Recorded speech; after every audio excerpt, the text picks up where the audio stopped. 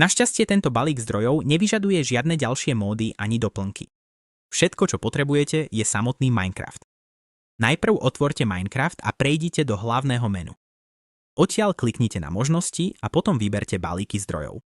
Týmto sa dostanete do menu balíkov zdrojov, kde môžete spravovať svoje existujúce balíky a získať prístup k priečinku, do ktorého sa pridávajú nové balíky. Ďalej kliknite na otvoriť priečinok s balíkmi. Čím otvoríte priečinok balíkov zdrojov na vašom počítači. Jednoducho presunte balík X-Ray Ultimate do tohto priečinka.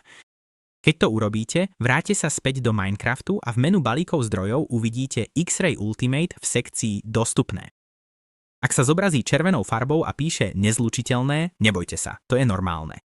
Stačí prejsť kurzorom na balík, kliknúť na šípku, aby ste ho presunuli do sekcie Vybrané a potvrdiť akékoľvek varovanie, ktoré sa objaví kliknutím na áno.